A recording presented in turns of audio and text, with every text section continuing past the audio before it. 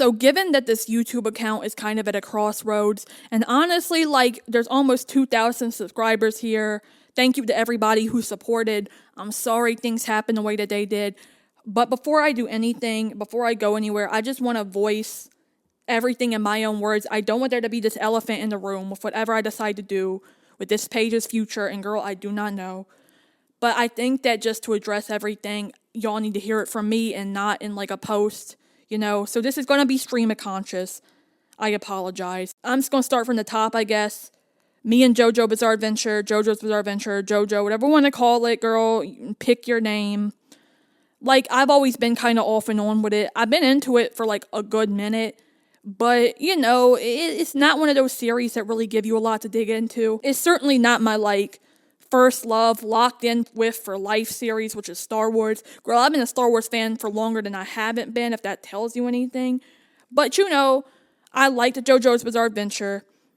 I'd kind of fallen out with it, and then when the JoJo's musical came out, I remembered, like, oh, I do like this. But that interest could only last for so long. By the time Steel Ball Run had come out, I barely cared about my, like, fan project, but I really didn't care about JoJo's Bizarre Adventure. So when the trailer came out and I felt nothing, like, I did not care. I watched it and I said, honestly, I watched it and I said, this looks like trash. The animation for this looks really bad. This is really bad. I'll be honest, because I think I should be. When I saw the Steel Ball Run trailer, and my first thought was, this looks like a Flash animation. This looks so low quality. Like, I get what they're dealing with, but like, when I thought that, and it wasn't even like hype for JoJo Bizarre Adventure, it wasn't even like, oh my god, I get to see a new JoJo. It was just like nothing, like apathy. I knew it was over, girl. I knew it was over. And you know, I was delusional.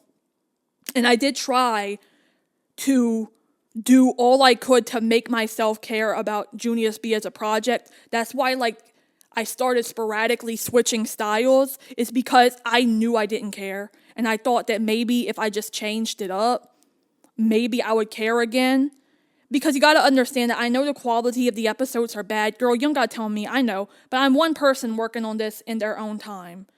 Okay, like, I would come home from work and there would be days where I'd be up till like 3 a.m. working on these videos. And the videos would flop. Word to my mother, the videos would flop. But you know, I had the care and the passion for what the story I was telling. And I knew I was becoming like, I was getting creative skills. I was accomplishing stuff, blah, blah, blah. I was improving as like a creator. That could keep me going. But when I stopped caring about the story and the characters and everything, and I didn't care about JoJo's Bizarre Adventure anymore either, it just was like, I was, nothing you can do. You can change the style 5,000 times. It doesn't matter. You're not going to have the drive to keep going. And that's what you need if you're like one person doing this in their free time for free. No money. This does not pay my bills. This will never pay my bills. I can never profit from this. And so the delusion can only last for so long. I can only be so delusional about it. And it's easy for me to be like, oh, well, I still care about it. And then like the thought of having to work on a video, I couldn't do it. You know, I couldn't do it. It didn't matter that I switched to 3D. I didn't care. And nothing's felt right. And when I was trying to write new episodes for the New York arc, which I was excited about, like I really wanted to do the New York arc. But by the time I got there, it was just like JoJo's Bizarre Adventure, Junius B, it had run its natural course in its life, like its life cycle was done. It was dead. My interest in this was over. And so, you know, by the time Steel Ball Run, the first episode that we did not know was just going to be like, what, a one-off before we had to wait months. When that comes out and I'm given the choice between either A, I'm going to buy Netflix and watch this, or I'm going to buy Disney Plus, Hulu, and watch the Maul show that was coming out at the same time, I chose the Maul show. I wanted to see what Darth Maul was up to because I didn't care about JoJo's Bizarre Adventure. And I may have my little beefs with Star Wars. I may say, Star Wars, you flop. Star Wars, you trash. Star Wars, you disappoint me every day. But I'm still going to lock in because Star Wars, like, for all of its bad, all of its toxicity, all of its, like, absolutely irritating fan bases. Oh my God, Star Wars fans are so toxic. I still love it. When I just stopped caring and nothing, and like I was dreading working on episodes, and I was like, I couldn't get myself in like the groove of writing it, because in that time I had taken a break. I just, my brain and my like mentality had evolved past, and I'm not trying to sound pretentious, but that's just what it was. I can't put myself in a headspace to write these characters because I'm past this point in my life where I want to do this. Because this was always like solely a labor of love. So what do you do when you don't love it? Are you gonna like still put the labor in when all you're doing the labor for is just because you love doing it? Like, no, girl. No.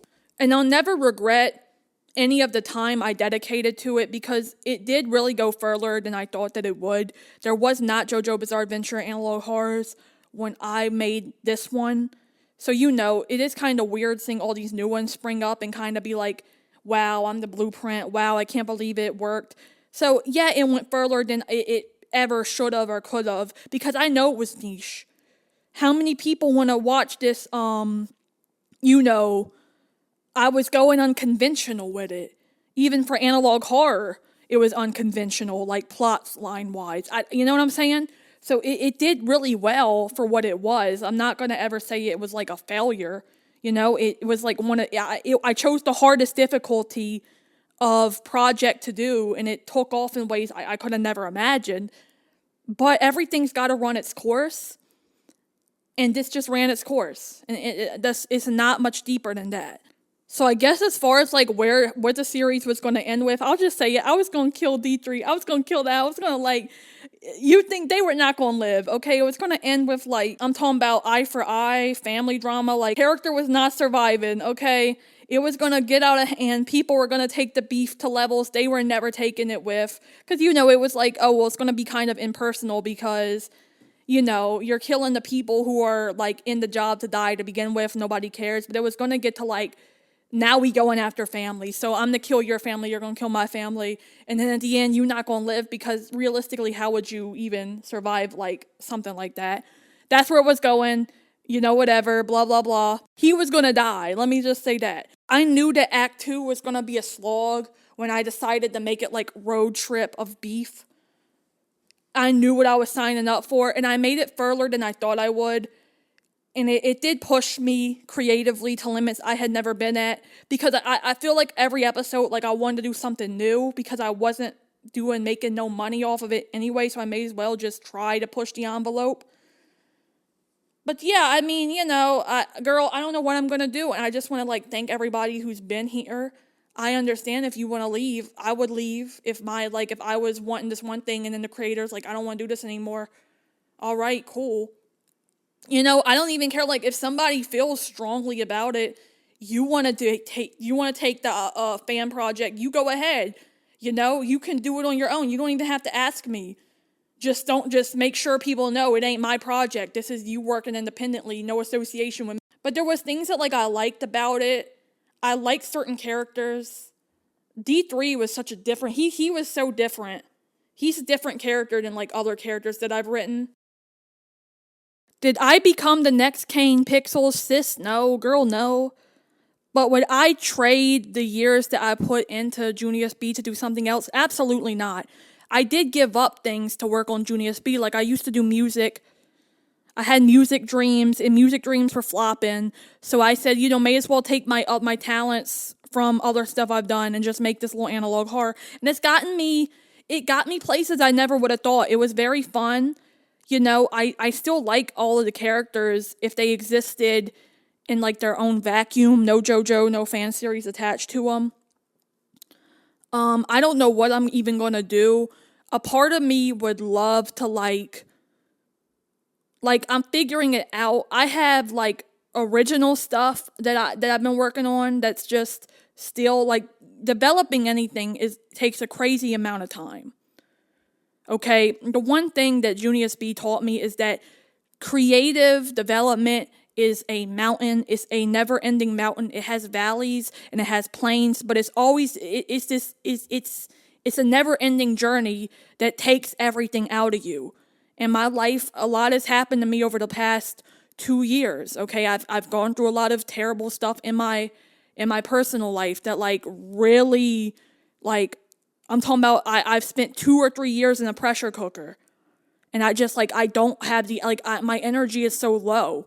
I don't know what I want to do. And like a part of me is kind of scared to commit to a new series. I don't even know if I want to do like anything that's related to like a fan series, because I don't want to like put time into something that I just can't realistically do and I'm not going to see much fruit out of. And I know that sounds like not the struggling, hopeless romantic artist, but that's just it. It's like, blah, blah, blah. So I'm kind of at this like crossroads.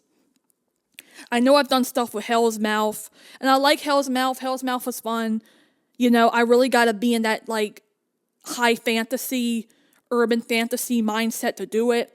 But yeah, I'm at this crossroads where it's like, I don't know what to do. I'll figure it out, because I don't want this channel to collect dust. I feel like I have something that I can turn. Like I've worked with less audience before.